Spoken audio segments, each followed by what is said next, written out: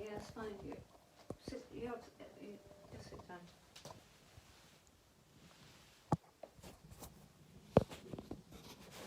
Position that.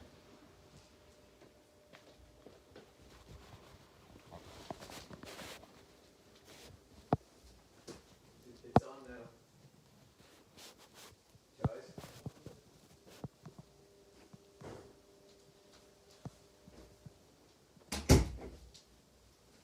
Haribol.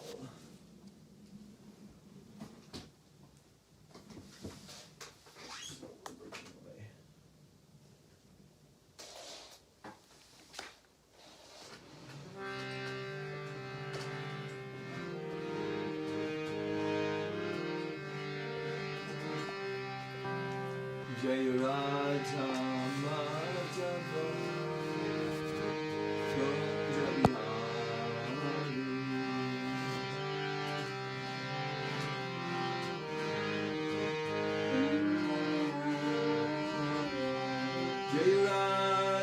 Madhava Kunja Bihari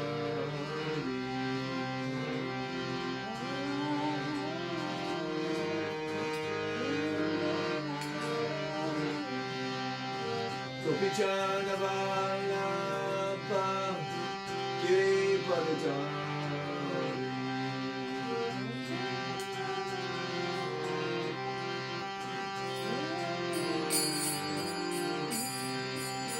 Gopichana Vallabha Giripadachari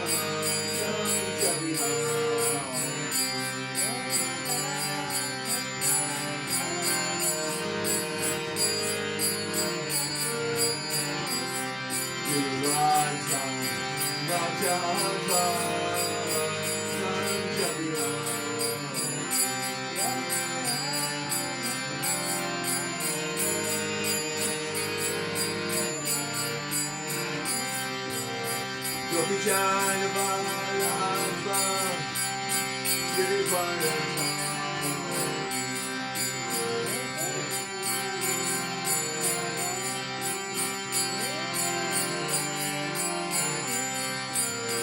Gopijana Vallabha Girivaradhari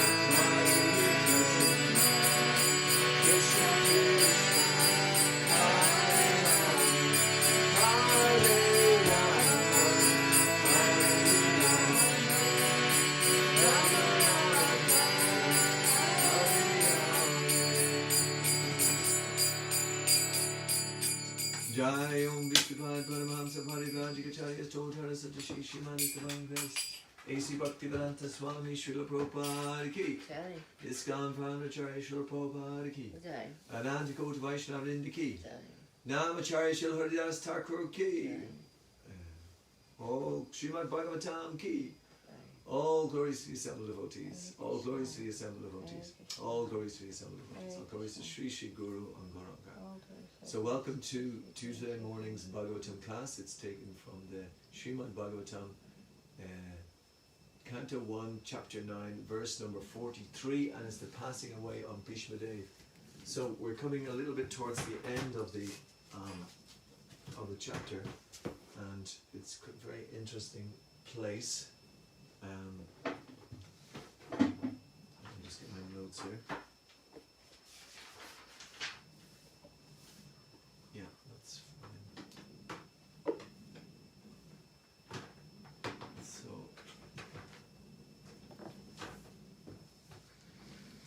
So let's start with the invocation prayer. Thank you everybody for joining, or whoever is joining, and we'll be able to share this very nice, very powerful, I would say more than nice, section in the Bhagavatam. I'll just start with the invocation. Om Namo Bhagavate Vasudevaya. Om Namo Bhagavate Vasudevaya. Om Namo Bhagavate Vasudevaya. Om Namo Bhagavate Vasudevaya. Om Namo Bhagavate Vasudevaya. Om Namo Bhagavate Vasudevaya. A reading from the Srimad Bhagavatam, Canto 1, Chapter 9, text number 43, the passing away of Bhishma Dev. Sutta Uvacha Krishna evam Bhagavati Manovag Drishti Vrittibi Atmanyatmanam Ash Avesha Sonta Shvasa Uparamat. Sutta Uvacha Krishna evam Bhagavati Manovag Drishti Vrittibi Atmanyatmanam Avesha Sontaksvasa Uparamat. Again, the last time. Sutta Uvacha Krishna evam Bhagavati Manovag Drishti Vrittibi Atmanyatmanam Avesha Sontaksvasa Uparamat. So the word for word translation. I'll just say that now. Sutta Uvacha. Sutta Uvacha. Sutta Goswami said. Sutta Goswami said. Krishna. Krishna. Lord Krishna, the Supreme Personality of Godhead. Lord Krishna, the Supreme Personality of Godhead. Evam. Evam. Only. Only. Bhagavati. Bhagavati. Unto him. Unto him. Mana. Mana. With mind. With mind. Vak. Vak. Speech. Speech. Drishti. Drishti. Sight. Sight. Vritibi. Vritibi. Activities. Activities. Atmani. Atmani. Unto the super soul. Unto the super soul. Atmanam. Atmanam. The living being. The living being. Avesha. Vesha. Having merged in. Having merged in. Sa. Sa. He. He. Antaswasa. Antaswasa. Inhaling. Inhaling. Uparamat. Uparamat. Became silent. Became silent. So translation. Sutta Goswami said, thus Bhishma Dev merged himself in the super soul, Lord Sri Krishna, the Supreme Personality of Godhead, with his mind, speech, sight and actions. And thus he became silent and his breathing stopped. So maybe repeat. Sutta Goswami said, Sutta Goswami said, thus Bhishma Dev thus Bhishma Dev merged himself in the super soul, merged himself in the super soul, Lord Sri Krishna, Lord Sri Krishna, the Supreme Personality of Godhead, Supreme Personality of Godhead, with his mind, speech, sight sight and actions. and actions. And thus he became silent And thus he became silent and his breathing stopped. and his breathing stopped. My purport by Srila Prabhupada. The stage attained by Bhishma Dev while quitting his material body is called Nirvikalpa Samadhi, because he merged his self into thinking of the Lord and his mind into remembering his different activities, he chanted the glories of the Lord, and by his sight he began to see the Lord personally present before him, and thus all his activities became concentrated upon the Lord without deviation. This is the highest stage of perfection, and it is possible for everyone to attain this stage by practice of devotional service. The devotional service of the Lord consists of 9 principles of service activities, and they are 1 hearing, 2 chanting, 3 remembering, 4 serving the lotus feet, 5 worshipping, 6 praying, 7 executing the orders, 8 fraternizing, and 9 fully surrendering. Any one of them or all of them are equally competent to award the desired result, but they require to be practiced persistently under the guidance of an expert devotee of the Lord. The first item, hearing, is the most important item of all, and therefore hearing of the Bhagavad Gita and later on Srimad Bhagavatam is essential for the serious candidate who wants to attain the stage of Bhishma Dev at the end. The unique situation at Bhishma Dev's time of death can be attained even though Lord Krishna may not be personally present. His words of the Bhagavad Gita or those of Srimad Bhagavatam are identical with the Lord. They are sound incarnations of the Lord, and one can fully utilize them to be entitled to attain the stage of Sri Bhishma Dev, who was one of the 8 Vasus. Every man or animal must die at a certain stage of life, but one who dies like Bhishma Dev attains perfection, and one who is forced by the laws of nature dies like an animal. That is the difference between a man and an animal.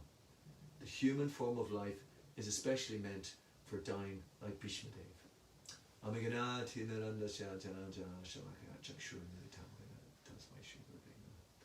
As both in the darkness of ignorance and the spiritual master of my eyes with approach like knowledge, I offer my respectful obeisance to the table of all Vishnu Vidai Krishna Stai Tamashi Mo Vishnu Vidai Krishna Stai Vatashmi Dakti Vanata Swami Tinari Namaste Saraswati Devi Gauravani Bacharani Mary Shashishan Vivadi Paschat Achikapa Trubis Chakapasmi Chapati Suta Goswami said, thus Bhishma Dev merged himself in the Super Soul, Lord Sri Krishna, the Supreme Personality of Godhead, with his mind, speech, sight and actions, and thus he became silent and his breathing stopped. We notice it in this verse how quickly in the purport, should I say, Srila Prabhupada immediately brings it down to this is okay for everyone. Everyone can experience this. Like we're talking about a highly complex situation at the very end of a major battle. Like, which one of us has been in a major battle and we've been the heroic hero in that battle, and our activities are such that people are still writing about them 5,000 years later. Is any of us in that situation? I don't think so. Maybe, but I don't think so. But the fact is, Srila Prabhupada immediately brings it down to us. It's quite incredible. Prabhupada was always writing about something which is actually affecting the people of today. That is the whole kind of mood of preaching. Like we're transported from being with Bhishma Dev to what we should be doing in our particular life at this particular time. He said, it is possible for everyone to attain this stage by practice of devotional service. So not even by devotional service, but by practice of devotional service. So we can see that the stages of sadhana bhakti is immediately brought in. So we can also see how Prabhupada is encouraging everybody, and he's encouraging us in particular, to keep going with devotional service no matter what. Practice is what he talks about there, because it's not as if we just suddenly start to chant and then everything has changed and our whole world is different and we're a completely different person. It may be, it can happen like that, but for the majority of us, we have to keep practicing, and we have to keep on studying or hearing the Mahamantra and learning how to chant in a service mood, learning how to worship Krishna and how to be conscious of Krishna. These are the prerequisites, or this is the byproduct of chanting perfectly, is that we're conscious of Krishna. Not just conscious while we're chanting, but that's very much what we're meant to be doing when we're chanting, being conscious of Krishna. But then subsequently we'll be conscious of Krishna 24 hours a day if we chant with the consciousness of Krishna, and we act in relation to Krishna. Because this is what Bhishma was doing. He was concentrating on Krishna at the point of death. And so at this point about persistently practicing, Prabhupada brings this up. He says, they require to be practiced persistently under the guidance of an expert devotee of the Lord. So, persistently is the word. So Prabhupada, this is why the numerical strength was brought into Krishna consciousness. Like some people said, yes, I'm chanting, but I chant on the way in the car. That's good, we're chanting in the way on the car, but no, persistently means really, well, the next stage, shall we say, is that we have a special time where we chant every day, and we chant a certain numerical amount of rounds, preferably at least 16 rounds, and taking in a region of about 2 hours, and that's what persistent really means, according to our acharyas and what Prabhupada wanted us to perform. Of course, he said, why stop at 16? And we should be 24 hours chanting, but let's try to maintain the 16 or the 4 or the 8 or whatever it is, the amount that we take, and keep trying to improve. And then the other point is, of course, under the guidance of an expert devotee of the Lord. Because we're very fortunate that there's a whole section of talks this week under the GBC Strategic Planning Committee or group, and it is all about Srila Prabhupada being the preeminent Diksha Guru, or Shiksha Guru, should I say, in ISKCON. So there's seven devotees of all from the different perspectives are presenting this. So we can see this message is loud and clear, that Srila Prabhupada is the preeminent Shiksha Guru in ISKCON. So when Prabhupada says under the guidance of an expert devotee of the Lord, we certainly have Prabhupada as the prime example of that. So that's why by us hearing the Bhagavatam and hearing Krishna books, Bhagavad Gita, that is what is meant there. Of course, Prabhupada has set out the Parampara system as well, where we have a living spiritual guide that we take shelter in as well, or is representative, or however it works in the different temples, or we have different situations where we have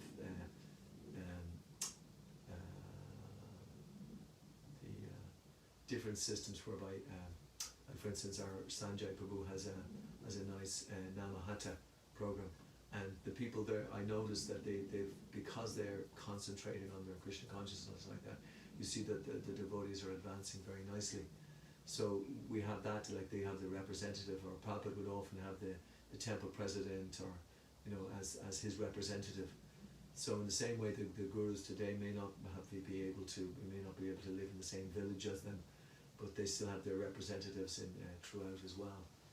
So these are different ways in which we can actually have that guidance of an expert devotee of the Lord, and so these are two of the things that Prabhupada has mentioned that are very important, that we can reach by practice of devotional service. We can attain this stage of Bhishma Dev by practice of devotional service, and it has to be practiced persistently under the guidance of an expert devotee of the Lord.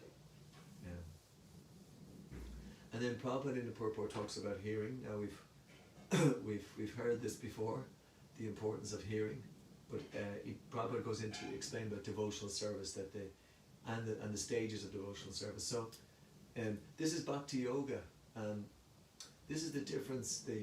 We shouldn't be afraid that we're not doing all these different motions in the different mudras, the different asanas, which people put in their mind when they think of yoga. It's actually up for us now to really stress Bhakti Yoga, Bhakti Yoga, Bhakti Yoga, because that is what people relate to as yoga, and then bhakti is a side of it. And then what is bhakti yoga? Bhakti yoga is Shravanam, Kirtanam, Vishnu Smaram, Padnam, Sayam, Dasyam, Archanam, Vandanam, Sakyam, Dasyam, Atmanivedam, Atmanivedam. There's the 9 processes, and they're nicely listed. And so this hearing and chanting are the 2 which we actually, bring in the most.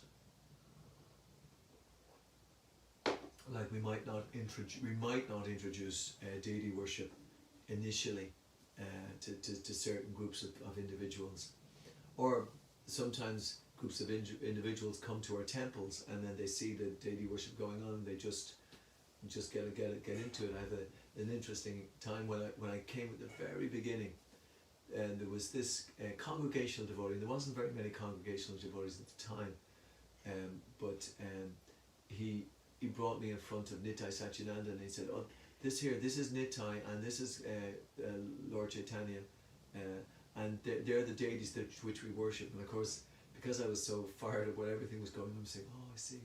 Oh, yeah." And I was a pretty cynical person, like you could say that I had come from a cynical background, but because it was expressed to me with such in a heartfelt way, and in such a convinced way, I said, "Oh yeah, I see. That's the way it is." And so I said, the point I'm making is that any of the aspects of devotional service, any of the limbs that are there, are very important. But Prabhupada says the most important is hearing, and that's the area that we can be most effective in, hearing and chanting. Obviously, you have to hear your chant.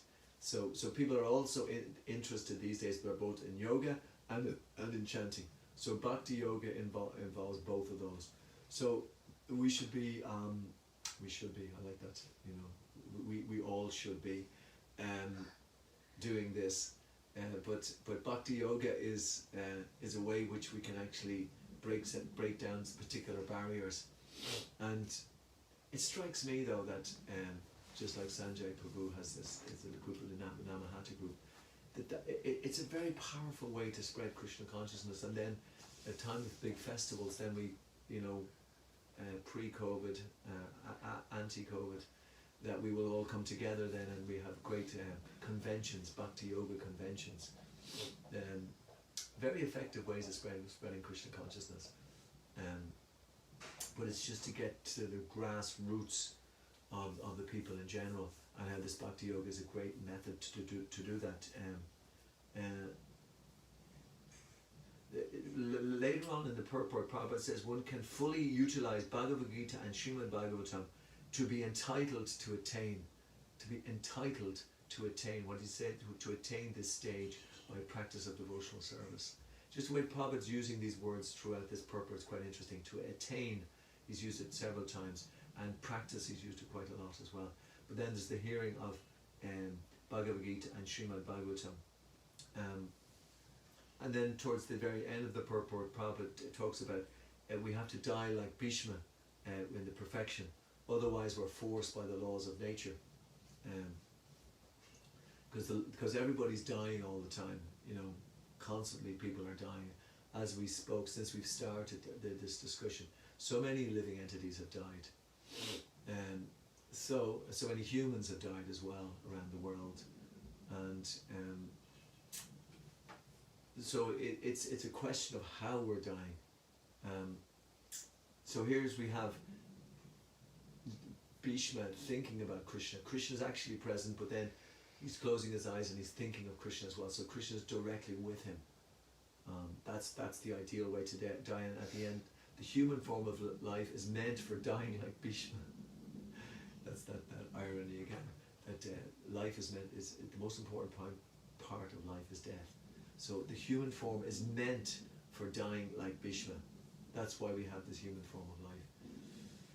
So Bhishma was dying, he was thinking of Krishna, Krishna was present, and I think one of the things that was going on in one of our threads the other day is that Prabhupada says that even if we're not surrounded by people talking about Krishna, but Krishna, because if a devotee has spent all his life meditating on Krishna and trying to serve Krishna, and then somehow or other he's not able to think of Krishna at the point of death, or he might be indisposed, he might be in a coma, he might be, something might be there, but still the Krishna will come at that time. That was a very nice. Prabhupada was speaking about that in one of his purports, or one of his conversations. It was, I think. Now, we see how Krishna is expanding, because there's a lot of words here. Now I haven't even referred to it. Prabhupada's not referring to it in the purport about merging. Immediately we hear the word merge. Bhakti yogi, the kind of the antenna go up and say, "Whoa, merge, what's this?" Impersonalism. But in the verse before, there was a lovely sentence where Krishna has expanded himself into his multi-plenary portions by his inconceivable energy.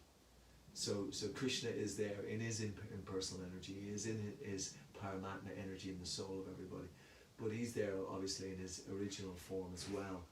And we are parts. We're parts of the multi-plenary portions.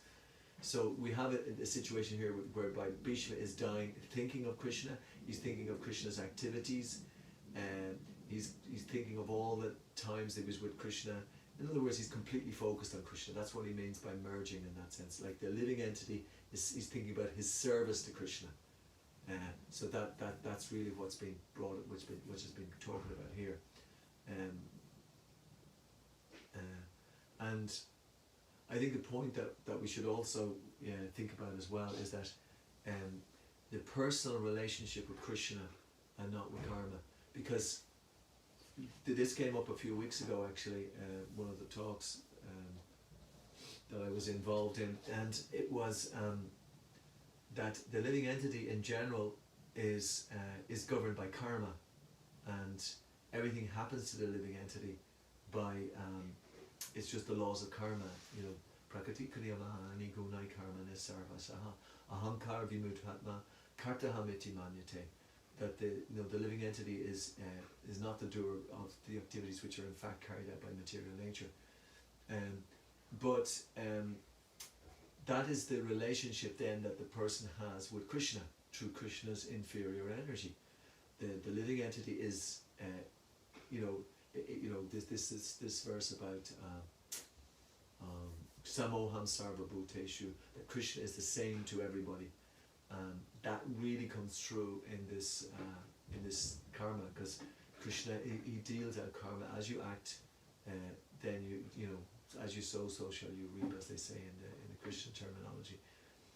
But in order to get beyond that, Krishna says, but my devotee, he's my devotee and my friend. Then Krishna acts differently with the devotee, because the devotee is part of his family. The devotee wants to relate on the Atma platform, as they say, Atatu Brahma Jigyasa. Now let us inquire into the absolute truth. The living entity, or the Atma, wants to re-establish his relationship with Krishna, just like Bhishma did here. That is the desire of the Atma.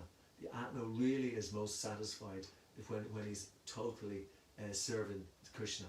That is the constitutional position of the living entity in relationship with Krishna. And then what happens then is there's a personal relationship goes on. It's all the way ultimately up to the point where we go back to the spiritual world and Krishna embraces us, as is the case in the Brihad Bhagavatamrita. Krishna embraces the living entity. So that's where we want to actually be. That is the difference between acting in karma and acting in Krishna consciousness, or being conscious of Krishna. Because Krishna then is our most loving well-wisher. He is our most intimate friend. Bhaktaram Yogatapasham Sarva Loka Maheshwaram Suridam Sarva Bhutanam Gyatfamam Shantam Richtati. That's the position of actual real peace. That's the actual position of happiness, when we're intimately in Krishna's embrace, when we are constantly thinking of Krishna. There are a few things which I just want to deal with just a little bit later, and that what is preventing that is, of course, is the mind. For the mind is the greatest friend, or can be the greatest enemy. So the whole Bhagavad Gita, should I say, is about controlling the mind and controlling the senses, And that's where the practice of Bhakti Yoga comes in, the persistent practice of Krishna consciousness. But where we want to be, and this is where Prabhupada is saying here with Bhishma, where Bhishma has this intimate relationship with Krishna, and that's what Krishna, or Prabhupada puts that for every one of us. We need to get into that position where we have our intimate relationship with Krishna. We want to get into that state where we're in our original constitutional position. We want to be with Krishna in that state. And if we're in that state, obviously we can be very, very personal with everybody else. And because we will relate with everybody else as a part of Krishna. Just like our relationship with Krishna is unique, so everybody else's relationship with Krishna is unique. And that relationship then is very intimate, so we have to respect that person completely, just like we respect ourselves. In fact, we probably respect that person more so. I think that's the mood, that we're the servant of the servant of the servant of the Supreme. So this is the subtle science of Bhakti Yoga that we need to develop. And there is no greater enemy. Of course, I'll just show you here, I don't know if you'll see this here, but this is the 7th canto, and this is the back of the 7th canto, Lord Shingadev. Can you see that, Shani? There's a lag here. Oh, there's a lag, Yeah, okay. yeah, no, I see it. See It's that, fine, good. fine. Is that, that's the verse where, I'm not going to be able to say this verse now. I didn't take the time to actually try to learn the verse, but that where Prahlad Maharaj is speaking to his father, and his father takes him on his knee and asks, what's the nicest thing that you learned today? And he says the 9 processes of bhakti. And then he talks about there is no greater enemy in this world than the uncontrolled mind, you know. And there's friends and enemies. No, there's no such thing. The only friend and enemy is the mind. So we have to make the mind the friend and not the enemy. So that is what is preventing us from having our intimate relationship with Krishna. And I will get into exactly why that is in a couple of minutes. So with this intimate relationship, we're actually in the month of Kartik. So there's a very intimate relationship which has been highlighted all the time. We say at the very start of our prayers, Jaya Radha Madhava Kunja Bihari. Our major focus is on this intimate relationship between Krishna and Radharani.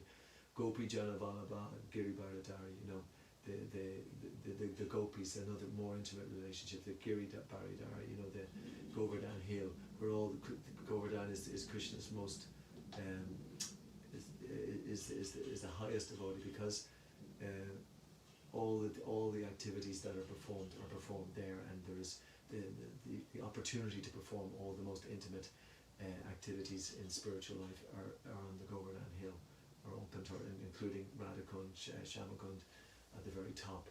So that's why this very intimate relationship has been spoken of. But the next one is Yashoda Nandana Brajabana Chamaranjana Yamuna Tiravanachari. So one of the most ones which we're focusing on at the moment, of course, is binding of Krishna by Mother Yashoda with the ropes of her affection. And we see that eventually she gets enough rope to tie Krishna down, because it's through her endeavour to try to serve Krishna, but also by Krishna's mercy. And then eventually Krishna allows her to bind him.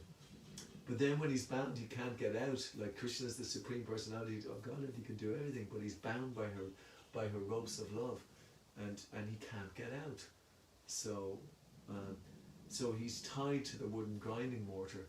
And so, but what does he do? He's playing with his friends, even though, and then he starts moving the mortar around, and then of course again he drags the mortar in between the trees, and then he pulls down the twin Arjuna trees. But he couldn't get away from the rope. So this shows you how much Krishna is bound by his beloved for his devotee. And so that's why it's no exaggeration when we see this picture of Krishna.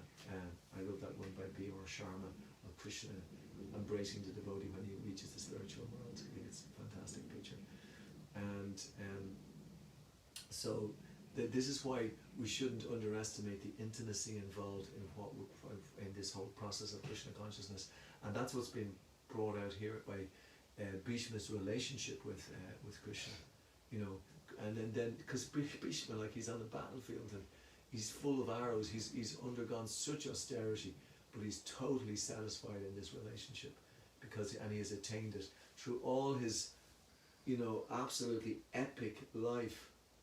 It's just like, my God, what a life, that Bhishma performed. But he's totally 100% satisfied, and he's attained perfection at the end by dying thinking of Krishna, by leaving his body thinking of Krishna in this way. So everything else was irrelevant to him, except for this. This was the whole panacea of his life, thinking of Krishna in this way. So it's interesting that the Bible tells us about these amazing characters. 5,000 years ago, these great warriors and these great characters. And here are we great warriors? Here we are, in myself and Nishani here in Dublin 15. And we go out and we buy our groceries every day, and we pop into the temple and we go out and do our daily chores and work and whatnot. We're not going to be, I hope not anyway, having to go out on the 7th day of the Battle of Kurukshetra tomorrow, or we're not going to have to deal with the House of Lack. Hopefully no one's going to burn down our house here, isn't it? This is our Kurukshetra. Shadi says this is our Kurukshetra. This material life. This material life, yes. But I thought you were talking about our household there for a minute. But the point being is that, Prabhupada immediately brought it down. Like this is why this purport is incredible. How he brought it to devotional service, and that how we can actually attain these stages that Bhishma attained. This is the glory, the power of the pure devotee to do this for us. But then it's very interesting because Srila Prabhupada then is obviously he's following in the footsteps of his spiritual master Bhaktisiddhanta Saraswati, who's sending devotees out all over the world to try to preach this message. This was what he wanted, and this was the vision of Bhaktivinoda Thakur, who saw that all of these devotees coming together and performing devotional service, and so we're part of this trajectory. You often hear about the Big Bang Theory, that it started off with a bang, and then because the world is always expanding. But this is kind of like the spiritual equivalent of the Big Bang, of the preaching of the holy name. And where did that start? Of course, that was Lord Chaitanya. So when Lord Chaitanya's appearance, although there were some very significant situations, but Lord Chaitanya pretty much lived his life among devotees, just like Bhishma and all of those people. The whole Vedic structure was there for Bhishma and all of the devotees in the battlefield of Kurukshetra. The background was there. Everybody was a devotee or else non-devotee, but it was very clear what the Vedic perspective was. It was even clear-ish in Lord Chaitanya's time, because even Sarvabhauma Bhattacharya, the head priest, he immediately understood the Lord Chaitanya's divinity, and then the whole of the Jagannath Puri and so on. They were all, in general, they were interested. They were trying to serve Krishna. Although we understand that even at that time, Advaitacharya had to pray to Krishna for Krishna to come down, because there was so much impersonalism going on. So there was difficulties even then, But what to speak of now, the situation that we're in now. I mean, Bhaktivinoda Thakur had to bring Lord Chaitanya back into the picture and put him to the forefront, to put Bhakti Yoga at the forefront of spiritual life. That's what Bhaktivinoda Thakur had to do. So therefore this was, and then we see Srila Prabhupada at the age of 70 was so completely immersed in this message that he actually brought Krishna consciousness to the West. Now look at the situation that we're in, Dublin 15. Are we surrounded by the Vedic society? No, we're not surrounded by the Vedic society. We're surrounded by Nirvishesha Shunyavadi, impersonalism and voidism. We're surrounded by atheism of the highest order. we're surrounded by materialism, gross materialism, and but yet we have a function in this particular situation, and not only just a function, but it's a very powerful function actually. And this is Krishna is appeared as Lord Chaitanya. He appeared as Krishna, then he appeared as Lord Chaitanya, and then he set up the Parampara, the Gaudiya mission, and we're part of that. So we know our relationship to Krishna now. Our devotional service is very clearly delineated. And I wanted to go back again to the 7th canto where Prahlad Maharaj is instructing his demoniac schoolmates in how they can help the world. And I particularly want to get into the purport by Srila Prabhupada. Tasmat sarveshu bhuteshu dayam kurutu soritam bhavan asuram unmuchcha yayatras yachajhoksaja. Translation. Therefore, my dear young friends, this is Prahlad Maharaj instructing his friends, born of demons, please act in such a way that the Supreme Lord, who is beyond the conception of material knowledge, will be satisfied. Yeah. Give up your demoniac nature. Okay, that's an instruction for us. And act without enmity or duality. Show mercy to all living entities by enlightening them in devotional service, thus becoming their well-wishers. This is page 326, Canto 7, Chapter 6, verse 24, purport. Try it again. So 7, 6, 24, and the purport by His Divine Grace Srila Prabhupada. I'm going to read this purport. I'll highlight, I know it's quite late, only a few minutes left, but this is one amazing purport. It's absolutely amazing.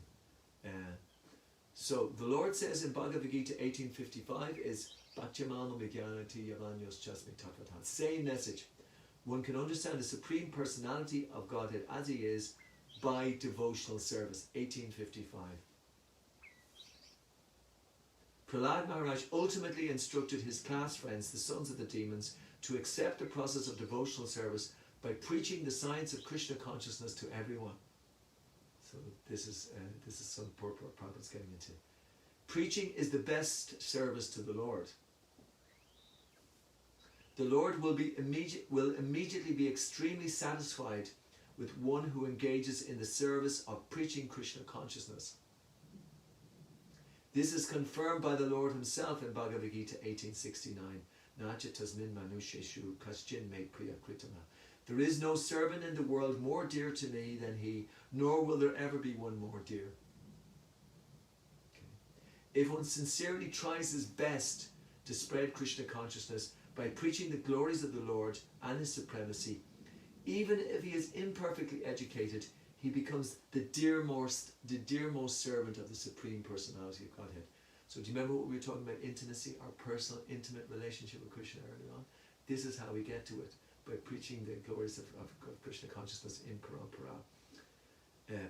This is bhakti.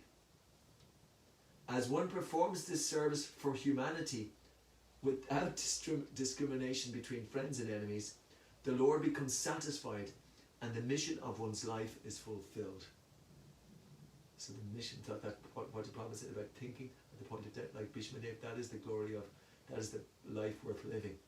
So this is, the mission of one's life is fulfilled. And book distribution is a fantastic way to do this, because friends and enemies, we give to everybody. We give Krishna consciousness to everybody. So sometimes we even give books, like we're placing books now in some different institutes, and this Vaisheshika Prabhu's mood is to, as a world, we spread 2 million Bhagavad Gitas by the end of the year. 2 million. Ireland, we've agreed to put 1,000 Bhagavad Gitas. We're now up to 162. We have 167. We have sponsored, and we've given out close to 60. So if anybody wants to give out Bhagavad Gitas, we have some that have been sponsored. So please, this is a great opportunity. As Vaisheshika Prabhu said about, this is our foremost strategy by distributing these books. Sri Chaitanya Mahaprabhu therefore advised everyone to become a guru devotee and preach Krishna consciousness. Yari Deke Tare Ka Krishna Upadesh. Now, I've never heard Prabhupada say this before. He says that he advised everyone to become a guru devotee. I mean, that's quite amazing. Prabhupada's uses of that word. That's a whole class in itself. So don't think that you're not important. Everyone is very important. There should be no feelings of, oh, I'm a little bit down, or I'm depressed, or no. You know, this is the perfect time for Krishna consciousness. Sanatan Prabhu was giving an answer to Praveen there the other day on the Bhakti the Bliss Satsanga class, that you know, when things are getting tough, like the you know, the lockdown, the COVID, whatever, that's the time when we should really working hard in Krishna consciousness. You know, that's the time we really practice it seriously. And how do we do it? We distribute Krishna consciousness. So we should be thinking how to distribute these Bhagavad Gitas, these books, this Krishna consciousness, everybody at this time. We should be racking our brains in different ways to do this. So that's what Prabhupada says. Everyone should become a guru devotee and preach Krishna consciousness. That is the easiest way to realize the Supreme Personality of Godhead. By such preaching, the preacher becomes satisfied, and those to whom he preaches are also satisfied. Where is that coming from? That is the direct instruction from Bhaktisiddhanta to Srila Prabhupada on his last letter in 1936. That you yourself will be satisfied, and those to whom you will preach it will also be satisfied. So Prabhupada is saying this, repeating the words of the spiritual master, and he's telling us to do the same thing. This is the process of bringing peace and tranquility to the entire world. So, you know, are we significant? We may not physically, seemingly be significant, but don't underestimate it. This is what Prabhupada says is how we can bring peace to this world. So let's set up a revival of the Krishna consciousness movement by just going back to the basics on spreading Krishna consciousness. And of course, we start off by ourselves. We preach Krishna consciousness to ourselves, number one, but then we preach to everybody else. But that's what will bring peace and prosperity in the world, peace and tranquility, and that's what the world needs. Everyone is very disturbed at the moment. It's one of the most disturbing times, I think, that most people have experienced. But that's which will bring peace and tranquility, is by spreading Krishna consciousness. Bhaktaram Yagatadvisham Sarva Loka Maheshwaram Suridam Sarvabhutanam Gatvam Shantam Nishyati. That's what we should be giving to people, this message of the peace formula. And Prabhupada says, one is expected to understand these three formulas of knowledge concerning the Supreme Lord. That he is the supreme enjoyer, that he is the proprietor of everything, and that he is the best well-wisher and friend of everyone. A preacher should personally understand these truths and preach them to everyone. So this is Prabhupada's instruction. Just understand these truths and preach them to everyone. That's all you have to do. Then there will be peace and tranquility all over the world. Is the words of the pure devotee. And I like this part. He is Krishna is the best well-wisher and friend of everyone. And then Prabhupada in the next part of the purpose says the word soridam, friendliness, is very significant in this verse. People are generally ignorant of Krishna consciousness, and therefore to become their best well-wisher, one should teach them about Krishna consciousness without discrimination. So we should become the friendliest. It's so much in the Bhagavad Gita that's there, that we become the friend of everyone. You know, that's the symptom. I'm gone over time. No, I'm just over time. But I want to make this last point, and that is that what is stopping us becoming the friend of everyone? It is our discrimination to become the friend and the enemy of people. Where does friend and enemies comes in? It comes in through offences. In a community, one of the places where that can most enter is through gossip, because you're talking about somebody personally who's not present, and you're making all the sort of views, discrimination. You know, he's like this, he's like this, and did you hear what they're doing? And did you hear what they're doing? It also eats away at confidentiality, because say if I hear somebody gossiping about somebody else, I'm very unlikely to reveal my mind and confidence to that person. It's like it's like it has a reverse effect, you know, and it breeds a fear. Or you fearing to reveal one's mind and confidence. And but where's the root cause of that? The root cause of it, in my opinion, from my little experience, is the mind, because the mind is accepting, rejecting. And I don't know if anybody has this experience. Sometimes you kind of get in on somebody. You think, yeah, they're always doing that. Yeah, they're doing this, and then they're doing that. And I don't know if you can relate with this, but I just and you see it as a symptom in myself anyway of where I have to improve. And then I'm kind of making this judgment about a person. Well, he's not really that Krishna conscious because I see him, he's doing this and he's doing that, and I think maybe I should. And I have all this thing going on about someone. And then I meet the person, and then suddenly, oh yeah, how's it going, Harry Paul? There's an element of hypocrisy in that, of course. But at the same time, there is another element that's at work there, is that, oh wait a minute, this person is just like me. You know, I'm you can see it in a different light. Why am I getting in on this person? He's just a normal person. He's very nice and whatever, and this, you know, and. But what was going on besides that? What was going on was the mind was coming up with so many different things about, and where's that coming from? It's lust, anger, greed, illusion, madness, envy. It could be envy, it could be anger, you know. So in other words, the problem is in the self. It's not in the other person. There's no greater enemy, Prahlad Maharaj says, than the uncontrolled mind. So I can do something about myself. I can't do something about somebody else as such, you know. I can't change that person no matter what I do. Okay, by example, I might be able to change that person, or he might listen to me, but the person has to actually ask. But then the other point is then, but what happens then is then all sorts of sort of non-regulation will happen, and people will just do as they want because there's no standards. No, there is, in a community, there may be certain safeguards set up there. There is a certain persons who may be entrusted to act in a certain way. Or if everybody's acting properly, and if somebody's acting improperly, then that person who's acting improperly will stand out like a sore thumb and will actually either get it or not stick around. That's also something which is there. But not that the aspersions are thrown or whatever. We have to be very delicate in dealing with other living entities and dealing with other persons, and we have to be very sensitive in those, because we know how people's faith can be affected by this. So anyway, I wanted to get back onto that point because it's to do with the how we can be friends of everybody, how we can have a personal, intimate relationship with Krishna ourselves, how we can follow the instructions of our Guru Parampara through Lord Chaitanya, and then still take the examples from the Bhagavatam, and in this particular situation that we can live our life in such a way that we can be thinking of Krishna at the point of death. So these are the areas that we have to work on.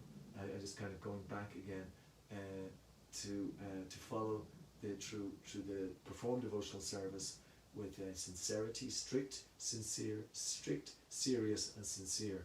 These are the 3 S's that we have to perform this devotional service, so that we can make this life a success, and then we can become a servant of Krishna, and we can perform devotional service and be like Bhishma, as Srila Prabhupada has set out for us. Hare Krishna. Thank you very much. Jai. All glories to Srila.